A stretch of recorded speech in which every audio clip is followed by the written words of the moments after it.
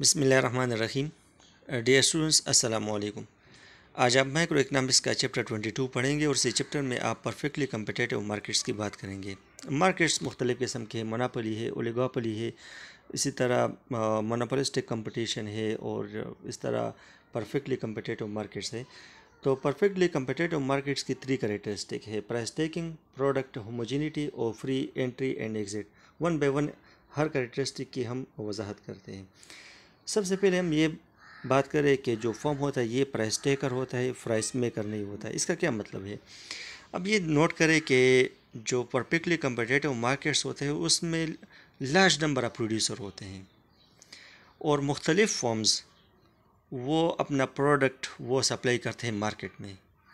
तो पूरे इंडस्ट्री का जो आउटपुट होता है या टोटल मार्केट का जो आउटपुट है, तो उसमें फर्म का जो कंट्रीब्यूशन है वो बहुत कम है। इसी वजह से एक इंडिविजुअल फर्म वो प्राइस पर असरअंदाज नहीं हो सकता, क्योंकि हमें मालूम है कि जो प्राइस की जो डिटरमिन करता है वो मार्केट डिटरमिन करता है, डिमांड को देखकर और सप्लाई को देखकर। इसी तरह अगर हम कंज्यूमर की बात करें तो परफेक्टली कम्पिटिटिव मार्केट में एक ही कंज्यूमर नहीं होता बल्कि लार्ज नंबर ऑफ कंज्यूमर होते हैं। इसी वजह से एक इंडिविजुअल कंज्यूमर वो प्राइस डिटरमिन करने पर असरअंदाज नहीं होता। यही वजह है कि हम कह सकते हैं कि यहाँ पर फर्म वो प्राइस टेकर होता है, प्राइस मेकर नहीं होता। दूसरा जो फीचर है वो ये है कि प्रोडक्ट होमोजीनिटी, यानी इसमें जो प्रोडक्ट्स होते हैं वो होमोजीनियस होते हैं, यकसा होते हैं, परफेक्ट सब्स्टिट्यूट हो सकते हैं। और परफेक्ट सब्स्टिट्यूट की आपने बात की पिछले चैप्टर्स में कि अगर एक प्रोडक्ट की बजाय आप दूसरा प्रोडक्ट आप इस्तेमाल कर सकते हैं। अगर एक की कीमत बढ़ जाए तो आप दूसरे को यूज़ कर सकते हैं। मिसाल के तौर पर अगर हम कोका कोला और पेप्सी की बात करें तो दे आर सब्स्टिट्यूट, या स्प्रेड की। इसकी एग्जांपल है agriculture product, oil, copper. Agriculture product मिसाल के तौर पर आप एक दुकान में गए, वहाँ पर वीट की कीमत ज़्यादा है तो आप दूसरी दुकान में जाकर वीट ख़रीद लें। तो ये वीट की मुख्तलिफ वेराइटीज़ है, लेकिन they are perfect substitute of each other. तीसरा कैरेक्टरिस्टिक है फ्री एंट्री एंड एग्जिट। इसमें इसका मतलब ये है कि जो कम्पिटिटिव मार्केट्स होते हैं तो उसमें लार्ज नंबर ऑफ़ प्रोड्यूसर होते हैं, लार्ज नंबर ऑफ़ कंज्यूमर होते हैं। तो एक जो कंज्यूमर है या बायर है वो एक सप्लायर से दूसरे सप्लायर में की तरफ वो स्विच कर सकते हैं आसानी के साथ। मतलब एक सप्लायर और वो प्रोडक्ट बेच रहा है तो सप्लायर ए है, तो यहाँ पर आप पर कोई कतगन नहीं कि आप सप्लायर बी के पास जाए, तीसरे प्रोड्यूसर के पास जाए, वहाँ से प्रोडक्ट ख़रीद ले। इसी तरह सप्लायर को भी इस तरह कोई बैरियर नहीं है, वो इजीली मार्केट में एंटर हो सकता है और इसी तरह एग्जिट कर सकता है। मिसाल के तौर पर मार्केट में एंट्री आसान इसी एतबार से कि उनको जो है ना वो सरमाया उनके पास है और लेटल नो हाउ हो, मतलब थोड़ा सा टेक्निकल स्किल्स हो, तो वो अपना एक कंपनी वो स्टार्ट कर सकते हैं, फॉर्म अपना काम शुरू कर सकते हैं। अगर खुदा न खास्ता अगर वहाँ पे उसको प्रॉफिट ना मिल रहा हो तो वो वहाँ से इजीली एग्जिट कर सकता है। तो ये 3 कैरेक्टरिस्टिक है परफेक्टली कम्पिटिटिव मार्केट्स की। यहाँ पर हम discussion question, what are some barriers to entry and exit. तो एंट्री और एग्जिट के लिए कौन से रुकावटें हो सकती है? तो एक ये है कि बास फॉर्म के लिए जो है ना वो ज़्यादा उसको लगाने के लिए तो उसके लिए ज़्यादा सरमाया दरकार होता है। इसी तरह कुछ के लिए ज़्यादा एक्सपर्टीज़ की ज़रूरत होती है, ज़्यादा टेक्निकल नॉलेज और स्किल हासिल करने की ज़रूरत होती है। तो ये बैरियर्स होते हैं। Are all markets competitive? No. कुछ मोनोपोली होते हैं, कुछ ओलिगोपोली होते हैं, कुछ मोनोपोलिस्टिक कंपटीशन होते हैं। तो डिटेल आगे जाकर आप पढ़ेंगे। और when is a market highly competitive? तो हाईली जो कम्पिटिटिव मार्केट है वो इसमें यह है कि वहाँ पर लार्ज नंबर ऑफ कंज्यूमर और बायर्स होते हैं और फर्म जो है वो प्राइस टेकर होता है।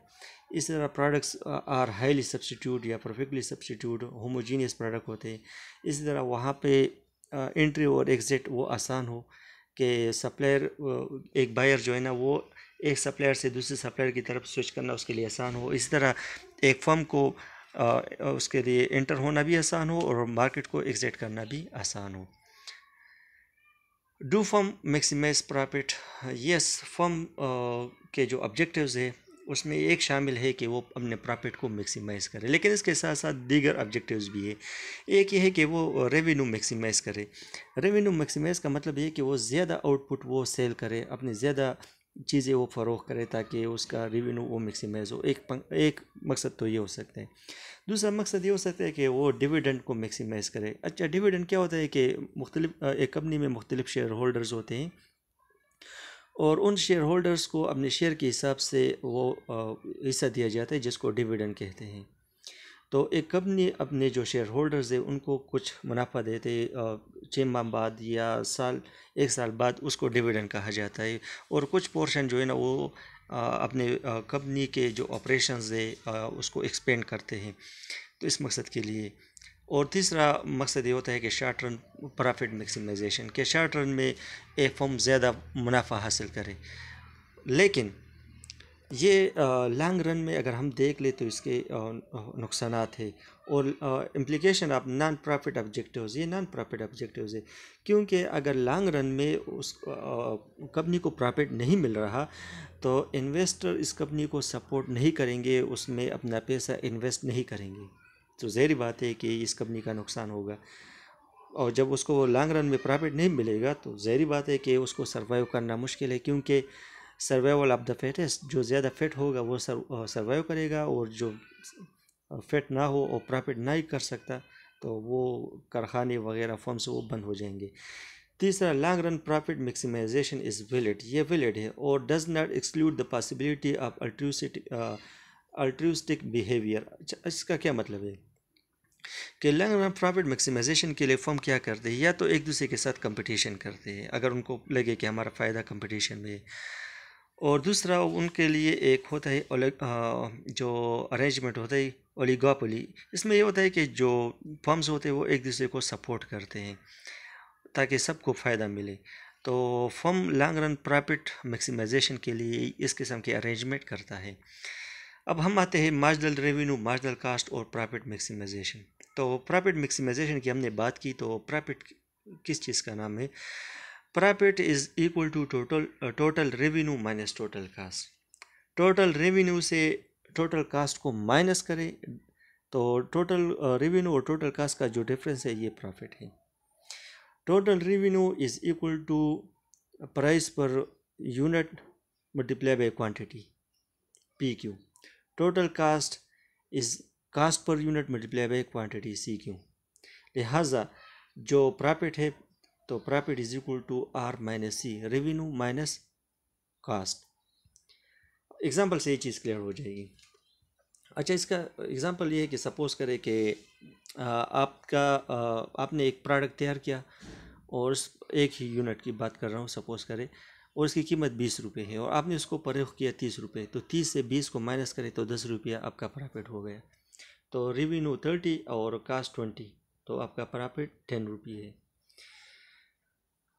Profit maximisation in the short run, यहाँ पर आप देख सकते हैं कि आपका आउटपुट वो एक्स एक्सिस पर है और कास्ट वाई एक्सिस पर है, और आपका जो टोटल रेवेन्यू कर्व है वो अपवर्ड स्लोपिंग लाइन है। और आप देख सकते हैं कि आगाज़ में इनिशियली ये जो है ना वो स्टीपर है और बाद में ये फ्लैटर है। तो ये आपका टोटल रेवेन्यू कर्व है, और आप देख सकते हैं कि जो रेवेन्यू कर्व है it is function of quantity. यहाँ पर आप देख सकते हैं कि इसका जो स्लोप है, slope of total revenue is called marginal revenue. Marginal revenue का मतलब ये है कि जो आपको रेवेन्यू मिल रहा है the additional revenue from producing one more unit of output, तो उसको मार्जिनल रेवेन्यू कहा जाता है। और यहाँ पर आप पॉइंट ए को देख सकते हैं, इसके स्लोप को जो ये उन्होंने ज़ाहिर किया ये डॉटेड लाइन से, ये स्लोप ऑफ जो लाइन है टोटल रेवेन्यू का। तो पॉइंट ए पर इसका जो स्लोप है ये मार्जिनल रेवेन्यू है, MR। इसके साथ अगर हम मज़ीद ये एलाबोरेट हो जाएगा आगे जाकर। टोटल कास्ट की अगर हम बात करें तो हमने एक्स एक्सिस पर आउटपुट लिया है, वाई एक्सिस पर कास्ट लिया है, और हमारा जो कास्ट कर्व है ये अपवर्ड स्लोपिंग लाइन है। और आप देख सकते हैं कि ये जो कास्ट कर्व है ये सम पॉजिटिव नंबर से उसका आगाज़ हुआ है, यानी ज़ीरो से आगाज़ नहीं हुआ। इसका वजह ये है कि why is cost positive when Q zero, आप कुछ भी प्रोड्यूस नहीं कर रहे लेकिन फिर भी कास्ट पॉजिटिव है। इसकी वजह ये है कि आपका कास्ट चार्ट रन में दो तरह के है, एक फिक्स कास्ट है और दूसरा वेरिएबल कास्ट है। आपने पिछले चैप्टर में पढ़ा था। फिक्स कास्ट में अगर हम देख लें, मिसाल के तौर पर आपका बिजली है और बिल है, इसी तरह यूटिलिटी बिल्स, और हम कह सकते हैं कि आपका किराया है। तो फिक्स कास्ट तो ज़ाहिर बात है कुछ प्लस नंबर होगा, पॉजिटिव नंबर, चाहे आप प्रोडक्शन करें या ना करें, आपने किराया देना होता है। तो इसी वजह से हम देख सकते हैं कि ये पॉजिटिव नंबर है। और आप देख सकते हैं कि ये अपवर्ड स्लोपिंग लाइन है। जो जो आप प्रोडक्शन करेंगे, ज़ाहिर बात है कि इसके लिए आप रॉ मटेरियल को ख़रीदेंगे, इसके लिए आप ज़्यादा लेबर को हायर करेंगे, आप ज़्यादा बिजली का इस्तेमाल करेंगे, ज़्यादा पेट्रोल का इस्तेमाल करेंगे वगैरह।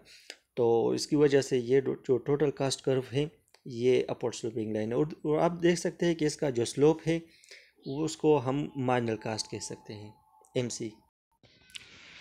और ये आप देख सकते हैं कि जो आपका मार्जिनल कास्ट है, so it is the additional cost from producing one more unit of output.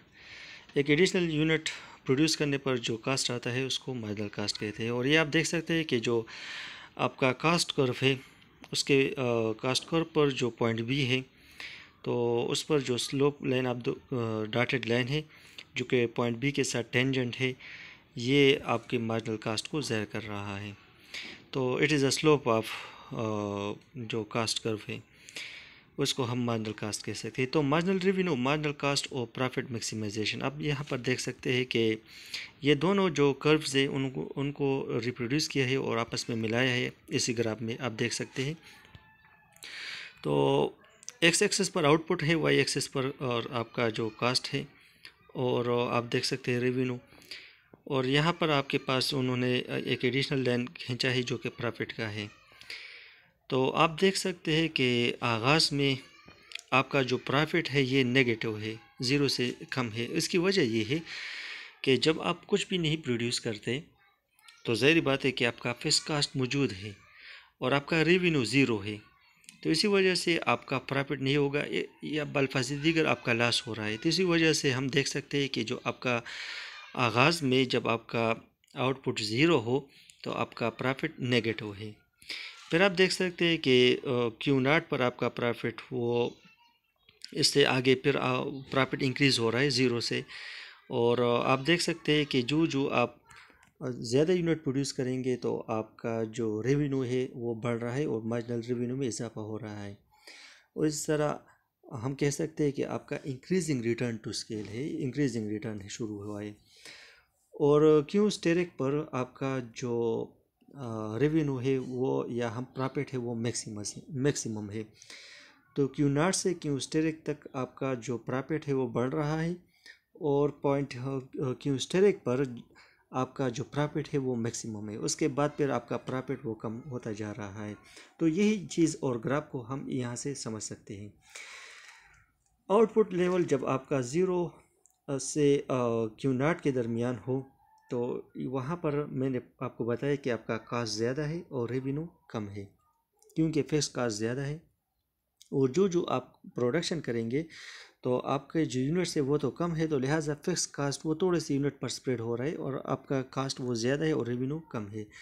लिहाजा हम कह सकते हैं कि यहाँ पर नेगेटिव प्रॉफिट है, क्योंकि fix cost plus variable cost is greater than revenue. फिर इसके बाद क्या होगा? इसके बाद जब आप आगे जाएंगे तो आपका मार्जिनल रेवेन्यू बढ़ रहा है। और क्योंकि आप देख सकते हैं कि आपका जो रेवेन्यू कर्व है ये कास्ट कर्व से ऊपर है और उसका जो स्लोप है वो ज़्यादा है कास्ट कर्व के मुकाबले में। लिहाजा marginal revenue is greater than marginal cost. और ये ज़ाहिर कर रहा है कि higher indicates higher profit at higher output. जितना आप ज़्यादा प्रोड्यूस करेंगे तो उतना आपको ज़्यादा प्रॉफिट मिलेगा। Output level Q0 to Q asterisk. तो आप देख सकते हैं Q स्टार तक, यहाँ पर आप देख सकते हैं कि आपका Q0 से Q स्टार तक आपका जो रेवेन्यू है वो कास्ट से ज़्यादा है। और ये आप देख सकते हैं कि ये ऊपर लाइन है और कास्ट का नीचे है। लिहाजा marginal revenue is greater than marginal cost. और ये ज़ाहिर कर रहा है कि हायर आउटपुट पर ये मतलब आपका प्रॉफिट इंक्रीज़ हो रहा है और जितना आप ज़्यादा आउटपुट प्रोड्यूस करेंगे उतना आपको ज़्यादा प्रॉफिट मिलेगा। क्यू स्टार पर क्या होगा? क्यू स्टार पर आप देख सकते हैं कि आपका मार्जिनल रेवेन्यू मार्जिनल कास्ट के बिल्कुल बराबर है। और ये आप देख सकते हैं कि जो रेवेन्यू कर्व है उस पर जो पॉइंट ए है उसके साथ जो टेंजेंट लाइन है, डॉटेड लाइन, ये slope of the revenue curve है, जो कि बलपाजी दीगर हम मार्जिनल रेवेन्यू कह सकते हैं। इस तरह आप देख सकते हैं इसके साथ बिल्कुल कास्ट कर्व पर, कास्ट लाइन पर ये जो पॉइंट बी है इसके साथ जो इसका स्लोप है और इसको हमने वो डॉटेड लाइन से ज़ाहिर किया है, तो ये मार्जिनल कास्ट है। आप देख सकते हैं कि ये दोनों बिल्कुल इक्वल है और आप देख सकते हैं कि ए और बी से उसको ज़ाहिर किया गया है। लिहाजा marginal revenue is equal to marginal cost और यहाँ पर प्रॉफिट मैक्सिमाइज है। और यहाँ पर आप देख सकते हैं कि हमें पता है कि revenue minus cost is equal to profit. तो इस पॉइंट ए और पॉइंट बी के दरमियान जो डिस्टेंस है वो मैक्सिमम है। इसी वजह से आप देख सकते हैं कि यहाँ पर प्रॉफिट वो मैक्सिमम है क्यू स्टार पर। फिर इससे आगे आप देख सकते हैं कि जो रेवेन्यू है इसमें कमी वाक़ई हो रही है और कास्ट में इजाफा हो रहा है, क्योंकि डिमिनिशिंग रिटर्न टू स्केल वो शुरू हुआ है। Why is profit reduce when producing more or less than Q? जब आप क्यू स्टार से आगे जाएंगे तो आपका प्रॉफिट क्यों कम हो रहा है, या क्यू स्टार से जब आप कम प्रोड्यूस करेंगे? सबसे पहले हम क्यू स्टार से अगर हम आगे जाएंगे तो क्यों हमारा प्रॉफिट कम होगा? तो इसी वजह ये होगी कि आपका रेवेन्यू कम हो रहा है और कास्ट ज़्यादा हो रहा है, और ये डिमिनिशिंग रिटर्न टू स्केल की वजह से है।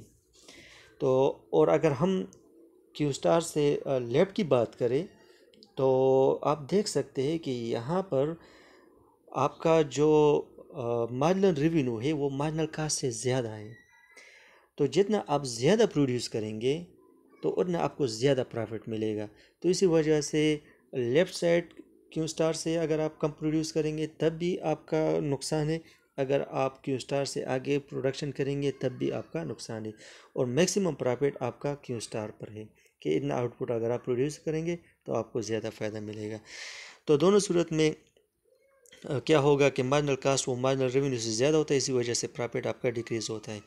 अच्छा, प्रॉफिट तब मैक्सिमाइज होता है जब मार्जिनल कास्ट मार्जिनल रेवेन्यू के बराबर हो जाए, और हमें पता है कि profit is equal to revenue minus cost, और marginal revenue is equal to change in revenue due to additional unit of producing additional unit delta Q, और marginal cost is equal to additional cost due to production of additional unit divide by D Q, और pi is equal to R minus C. तो इसमें आप ये put करें तो आप लिख सकते हैं कि pi is equal to M R minus M C is equal to zero, या बल्पसी दीगर M R minus M C is equal to zero, या आप इस तरह भी लिख सकते हैं कि M R is equal to M C. तो इसका मतलब ये है कि जब आपका मार्जिनल रेवेन्यू मार्जिनल कास्ट के बराबर हो तो आपका प्रॉफिट मैक्सिमाइज होगा, आप ज़्यादा से ज़्यादा प्रॉफिट हासिल करेंगे। अब यहाँ पर हम demand and marginal revenue pace by a competitive firm की अगर हम बात करें तो शॉर्ट रन में, तो कम्पिटिटिव फर्म ये तो प्राइस टेकर होता है, और फिर हम पूरे जो इंडस्ट्री का आउटपुट है या मार्केट आउटपुट उसको हम कैपिटल क्यू से ज़ाहिर करते हैं, और फर्म के आउटपुट को स्मॉल क्यू से ज़ाहिर करते हैं। मार्केट डिमांड को कैपिटल डी से और फर्म डिमांड को डी से स्मॉल डी से ज़ाहिर करते हैं। और यहाँ पर आप देख सकते हैं कि जो रेवेन्यू कर्व है वो बिल्कुल स्ट्रेट लाइन है। अच्छा, यहाँ पर आप देख सकते हैं सबसे पहले हम फर्म की बात करें तो फर्म का जो डिमांड लाइन है वो बिल्कुल हॉरिजॉन्टल है, स्ट्रेट लाइन है, और ये आप देख सकते हैं कि ये प्राइस जो उसका है लेवल ऑफ $4 है।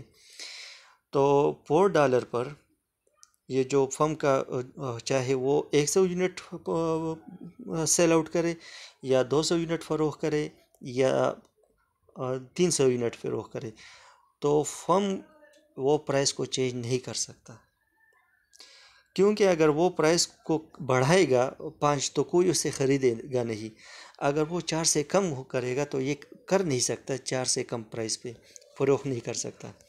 इसके साथ अगर हम पूरे मार्केट की या इंडस्ट्री की बात करें तो इंडस्ट्री का जो डिमांड कर्व है ये डाउनवर्ड स्लोपिंग लाइन है, और हमने पिछले चैप्टर्स में पढ़ा था।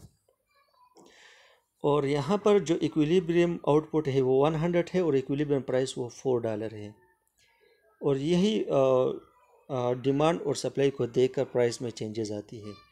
तो इसी प्राइस पर एक फर्म वो अपने प्रोडक्ट को वो सेल आउट करेगा।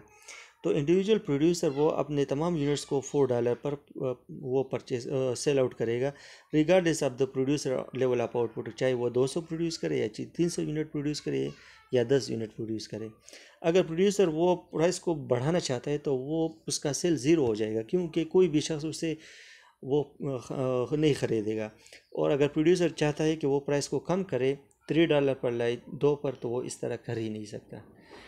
अच्छा, आप यहाँ पर देख सकते हैं कि जो प्रोड्यूसर का या एक सिंगल फर्म का जो डिमांड कर्व है, हम कह सकते हैं ये price is equal to demand is equal to marginal revenue is equal to marginal cost is equal to average revenue. क्योंकि उसका हमें पता है कि मार्जिनल रेवेन्यू तो is equal to delta R over delta Q, तो ज़ाहिर बात है कि वो कांस्टेंट है, तो एवरेज रेवेन्यू भी इसका बराबर है। तो इसका marginal revenue is equal to average revenue is equal to demand is equal to price.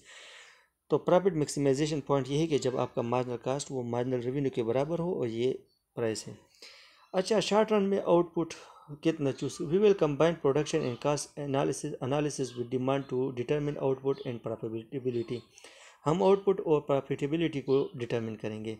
तो आप देख सकते हैं कि ये हमारे पास एक्स एक्सिस पर आउटपुट है, वाई एक्सिस पर प्राइस है, और आप देख सकते हैं कि एक फर्म का जो डिमांड है या एवरेज रेवेन्यू है या मार्जिनल रेवेन्यू है या प्राइस, वो बिल्कुल हॉरिजॉन्टल लाइन है, और इसका डिमांड जो कर्व है, और ये एट लेवल ऑफ $40 है, इसका जो प्राइस लेवल है $40 है। अब आप देख सकते हैं कि दूसरा आपके पास कर्व है मार्जिनल कास्ट कर्व, जो यू शेप्ड है, और आगाज़ में ये डिक्लाइन कर रहा है क्योंकि इंक्रीजिंग रिटर्न टू स्केल है, और फिर ये डिक्रीज़ हो रहा है क्योंकि मार्जिनल कास्ट वो बढ़ रहा है क्योंकि डिक्रीजिंग रिटर्न टू स्केल है। और आप देख सकते हैं कि जिस पॉइंट ए पर आपका मार्जिनल कास्ट वो मार्जिनल रेवेन्यू के बिल्कुल बराबर है। और अगर आप देख सकते हैं कि ये पॉइंट ये क्यों स्टार पॉइंट है, अगर इसी पॉइंट पर एक फर्म वो प्रोड्यूस करेगा तो उसको मैक्सिमम प्रॉफिट मिलेगा, क्योंकि यहाँ पर मार्जिनल रेवेन्यू मार्जिनल कास्ट के बराबर है। अच्छा, अगर हम एवरेज टोटल कास्ट की बात करें तो आप देख सकते हैं कि एवरेज टोटल कास्ट ये यू शेप लाइन है, और ये मार्जिनल या एवरेज रेवेन्यू से जो उसका नीचे है, और एवरेज रेवेन्यू वो ज़्यादा है। तो इन दोनों के दरमियान जो डिफरेंस है ये प्रॉफिट है। आप देख सकते हैं कि एक एवरेज टोटल कास्ट वो 30 है और एवरेज रेवेन्यू वो 40 है। तो ज़ाहिर बात है कि अगर हम प्रॉफिट की बात करें तो आप देख सकते हैं कि 8 यूनिट वो प्रोड्यूस कर रहा है, और उसका रेवेन्यू प्राइस आप 40 है, तो 8 ज़रबी 40 is equal to I think 340 है, और 8 ज़रबी 30 8 3 32 300 कुछ भी है, तो वो 320 है। तो इससे आप माइनस करें तो ये प्रॉफिट है। तो इसका मतलब ये है कि एवरेज टोटल कास्ट वो कम है और एवरेज रेवेन्यू ज़्यादा है, तो लिहाजा हम देख सकते हैं कि ये फर्म वो प्रॉफिट हासिल कर रहा है। अब यहाँ पर आप देख सकते हैं कि अगर ये क्यू स्टार पर प्रोड्यूस करे तो उसको प्रॉफिट मिलेगा, क्योंकि मार्जिनल रेवेन्यू मार्जिनल कास्ट के बराबर है। और अगर आप Q1 पर प्रोड्यूस करना चाहते हैं, यानी 8 से कम 7 पर, तो यहाँ पर आपको कम फ़ायदा होगा, बल्कि आपका लॉस होगा प्रॉफिट। इसकी वजह ये है कि यहाँ पर इंक्रीजिंग रिटर्न टू स्केल है, यानी अगर आप ज़्यादा प्रोड्यूस करेंगे तो आपका मार्जिनल रेवेन्यू वो मार्जिनल कास्ट से ज़्यादा है। तो आपका मैक्सिमम प्रॉफिट तब होगा जब मार्जिनल रेवेन्यू मार्जिनल कास्ट के बराबर है। आपके पास ये कैपेसिटी है कि आप ज़्यादा प्रोड्यूस करें और आप प्रोडक्शन नहीं करते, तो उससे आपको नुकसान होगा। अगर आप Q2 पर प्रोड्यूस करेंगे तो इसमें यह नुकसान होगा कि आपका मार्जिनल कास्ट वो मार्जिनल रेवेन्यू से बढ़ेगा, और MC is greater then MR, तो ये आपको नुकसान होगा।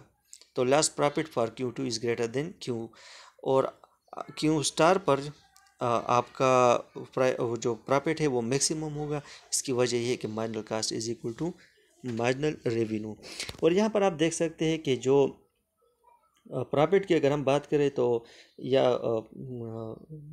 कास्ट की, तो यहाँ पर अगर हम ये ट्रायंगल देख ले, 0 Q स्टार B और यहाँ पर पॉइंट D ले ले, तो 0 क्यू स्टार बी डी ये आपका कास्ट है, और आपका रेवेन्यू 0 क्यू स्टार ए, और जो 40 पॉइंट पर डी लिख सकते हैं। तो ये रेक्टेंगल आपका वो रेवेन्यू है। तो total revenue minus total cost is equal to profit. तो ये आपका चैप्टर था, इसमें जो मुश्किल हो आप पूछ सकते हैं। अल्लाह हाफिज़।